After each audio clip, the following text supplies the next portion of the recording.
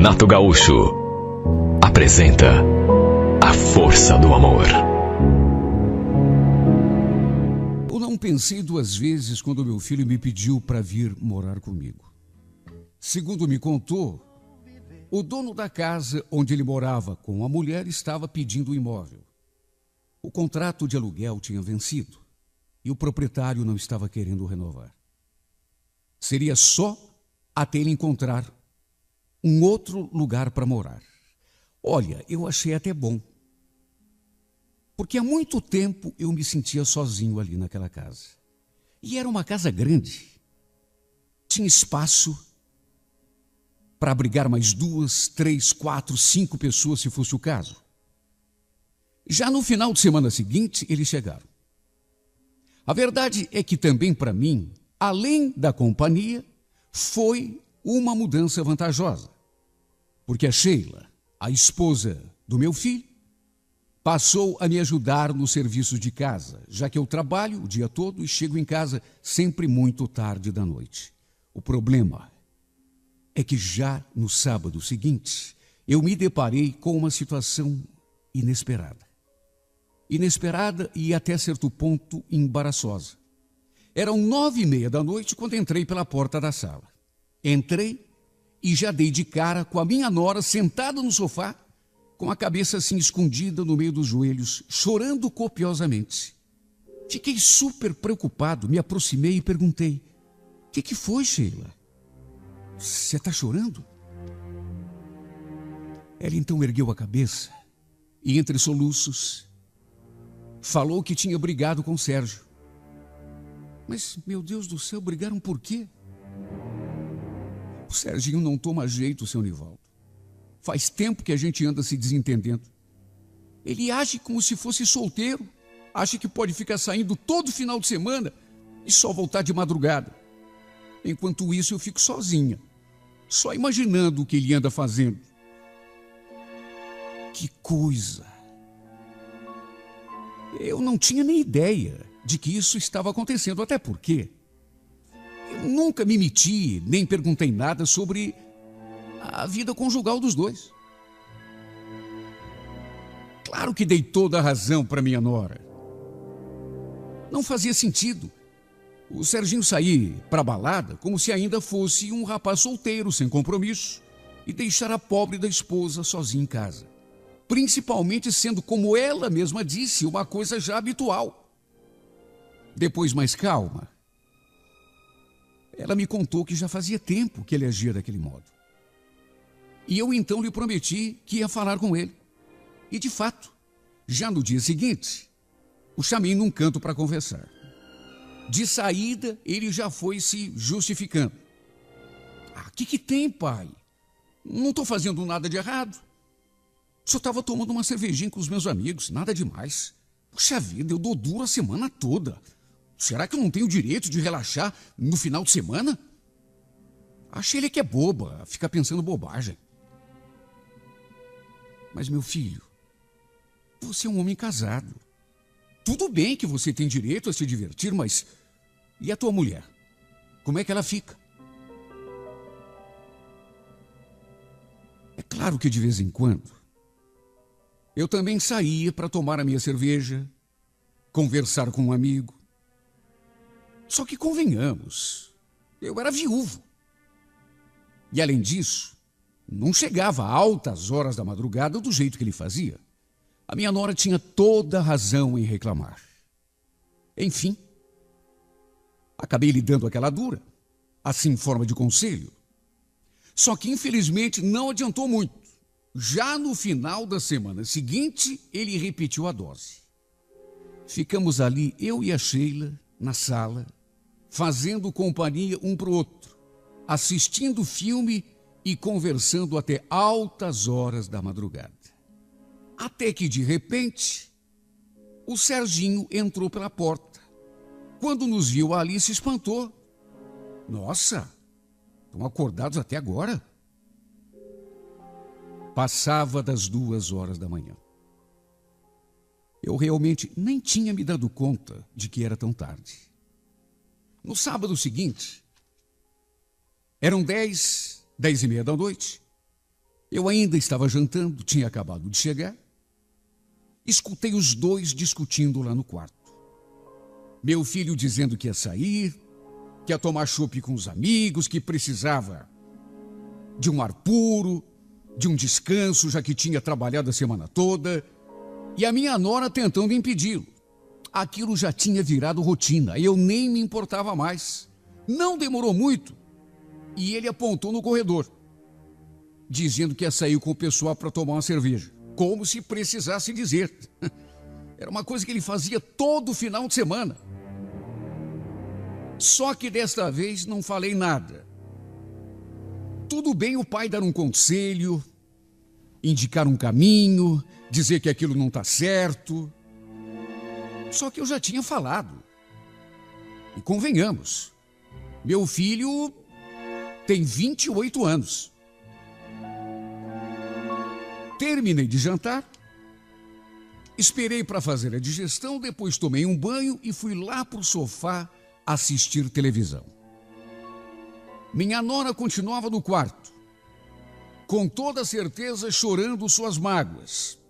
Pelo menos foi o que pensei. Só que, no que me ajeitei no sofá para assistir o filme, ela apareceu no corredor. A carinha triste, a expressão desanimada. Ela não falou nada. Simplesmente se aproximou e sentou ali do meu lado no sofá. Eu também não disse nada. Continuei prestando atenção no filme. De vez em quando, eu a ouvia suspirando, ou então notava ela passando a mão assim no rosto para enxugar as lágrimas. Aliás, bastou eu perguntar se estava tudo bem, para ela já cair no choro de novo e começar a se queixar do Serginho. É como eu já disse, tinha virado rotina. O problema é que nessa noite, a certa altura, ela se aproximou assim de mim no sofá, até que recostou a cabeça assim no meu colo. Sabe quando a pessoa está carente? Eu acho que foi isso. Aí ficou ali chorando, suspirando, com a cabeça no meu colo. Fiquei até sem saber o que fazer. Para tentar tranquilizá-la, comecei a passar a mão assim no seu cabelo, a lhe fazer um carinho. Mais do que isso, prometi que conversaria de novo com o Serginho. Depois perguntei se ela queria um copo d'água, um chazinho para se acalmar. Fiz, na verdade, o papel de um pai para minha nora. Depois, mais calma, ela ergueu a cabeça, olhou para mim e falou: "O senhor é um homem tão bom. Pena que o Serginho não tenha puxado o senhor." Falou aquilo e, sem tirar os olhos de mim, me fez um carinho no rosto. Olha, eu senti um frio na barriga. Era a mulher do meu filho. Praticamente uma menina. Podia ser minha filha. Só que, ao mesmo tempo, jovem ou não, minha nora ou não, era uma mulher. E uma mulher jovem e bela. Mais do que isso, carente. Numa fração de segundo, eu pensei no quanto meu filho era tolo por deixá-la sozinha em casa e sair para beber com os amigos. Se ela fosse minha esposa, eu não sairia de perto dela. E digo isso com conhecimento de causa, já que quando a minha mulher era viva, eu jamais fiz isso com ela. O fato é que me senti perturbado demais com aquela proximidade. Principalmente por conta do modo como a Sheila me olhava. Não era um olhar comum. Era como se ela estivesse pedindo ajuda, querendo que eu percebesse o quanto ela estava carente. E foi a partir desse dia que as coisas começaram a mudar ali em casa. Pelo menos em relação a nós dois. Eu sentia algo diferente quando ele estava perto. Porque, como eu já disse, era minha nora, tinha idade para ser minha filha, só que, ao mesmo tempo, era uma mulher. Quando dei por mim, eu estava pensando nela mais do que devia. Muitas vezes me perguntei, meu Deus do céu, o que está acontecendo comigo?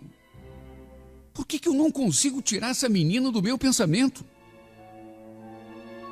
Era minha nora, era esposa do meu filho. Não fazia sentido. Eu não podia me permitir. Às vezes ela saía do banho, assim, com o cabelo molhado, e o cheirinho do seu shampoo ficava impregnado pela casa toda. Nessas horas o desejo me queimava. Mesmo não querendo, eu sentia o meu coração batendo forte aqui no peito. Será que eu estava me apaixonando por ela? Não bastasse isso, tinha também o modo como ela olhava para mim, o modo como ela falava comigo. Sabe, tem coisas que a gente não precisa falar. Não precisa a pessoa dizer em palavras. Só pelo modo de olhar, a gente percebe.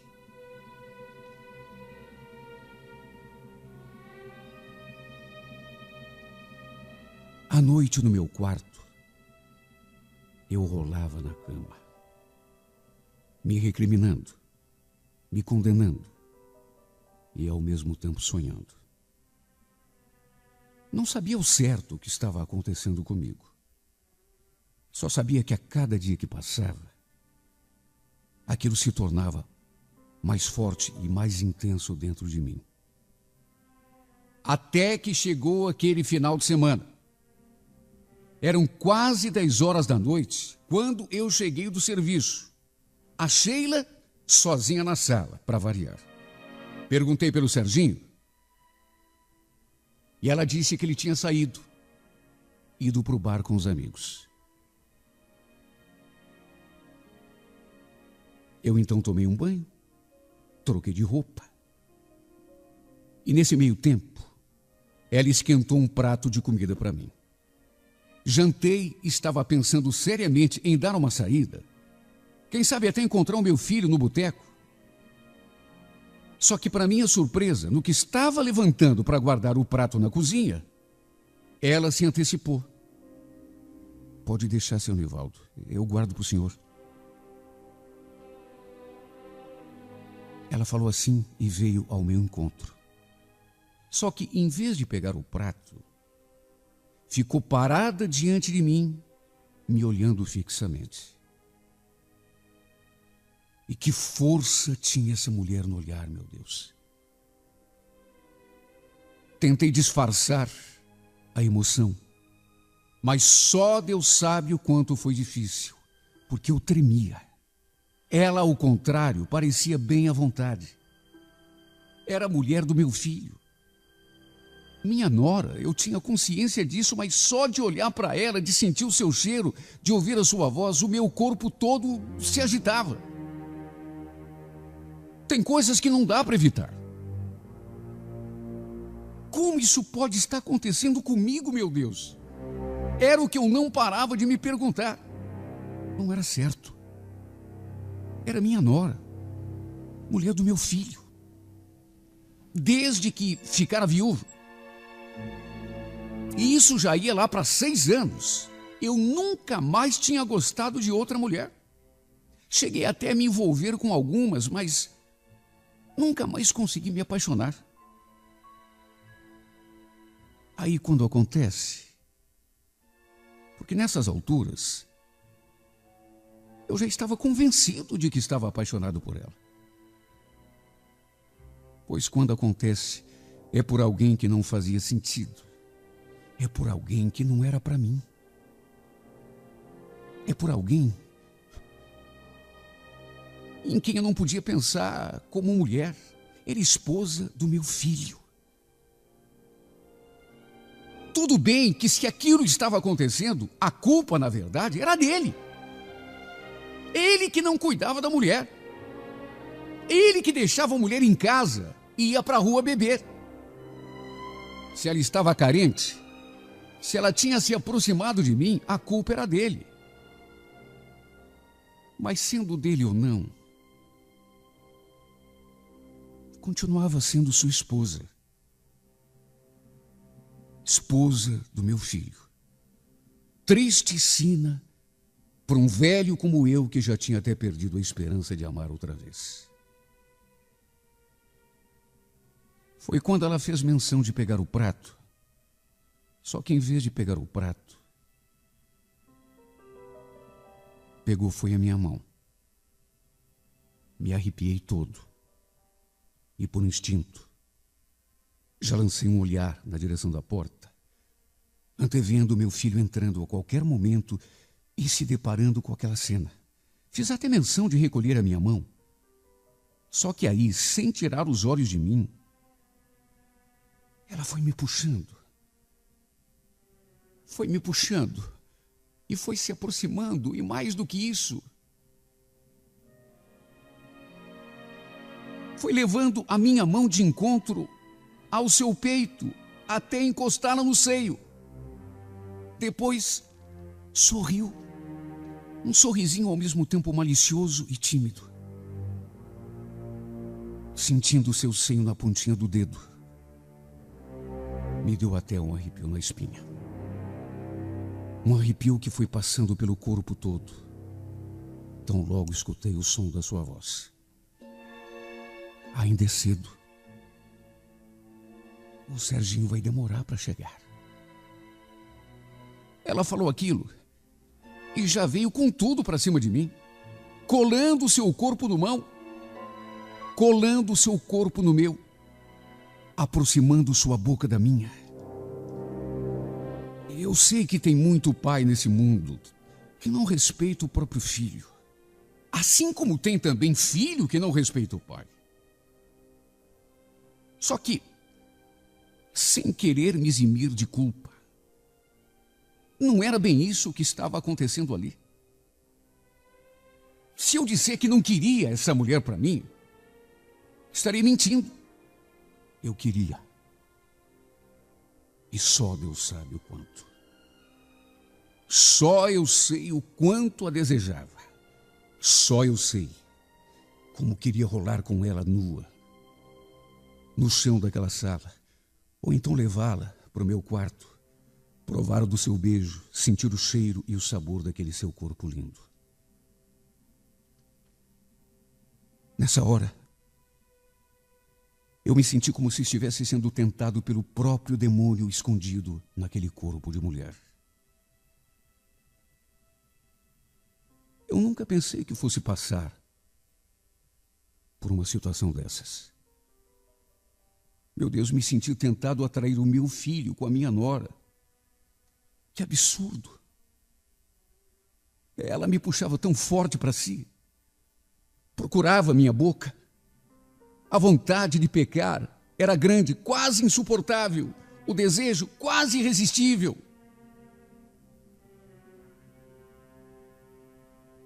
Tão irresistível que não sei como tive forças.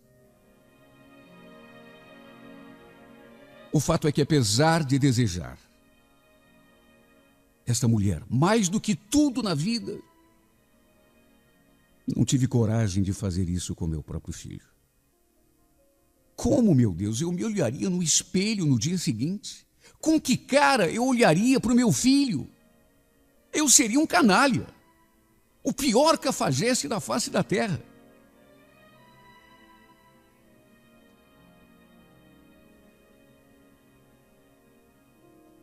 Não tem sido nada fácil a nossa convivência aqui nessa casa, principalmente depois daquela noite. Ela depois me pediu 1 milhão de desculpas. Disse que não sabe o que lhe deu na cabeça para fazer aquilo. Pediu encarecidamente que eu, por favor, não comentasse nada com o Sérgio. Convenhamos, não precisava nem pedir. O problema é que, apesar de não ter acontecido absolutamente nada entre nós, nem mesmo um simples beijo, eu tenho me sentido culpado demais. É até estranho sentir remorso por algo que nem aconteceu. Mas é assim que me sinto, sempre que olho para a cara do meu filho. Sei lá, me passa tanta coisa pela cabeça. Mas talvez esse meu remorso tenha uma razão de ser. Porque apesar de não ter acontecido nada, só Deus sabe o quanto eu queria que tivesse acontecido. Por isso tenho me torturado tanto. Eu me condeno pelo simples fato de estar apaixonado por ela, de desejá-la ardentemente mais do que tudo na vida. Desejo tanto essa mulher, que até desvio o olhar quando ela passa por mim. De medo, de me sentir tentado. Maldita a hora que eles vieram parar na minha casa. Tenho, aliás, pensado seriamente em pedir a meu filho que arranje outro lugar para morar. Pelo amor de Deus! Só que preciso fazer isso sem que ele perceba o verdadeiro motivo. Não sei o que meu filho pensaria de mim se desconfiasse do que eu sinto por sua esposa e do que quase aconteceu. A verdade é que eu amo meu filho demais para despertar uma mágoa que depois eu sei, eu não conseguiria suportar. Por isso preciso tirar essa tentação do meu caminho. Que eles arranjem outro lugar para morar. Que eles sumam da minha frente. Que ela descubra um outro jeito de manter o marido em casa. E se quiser se vingar, ou se quiser se consolar, que pelo amor de Deus escolha outra pessoa.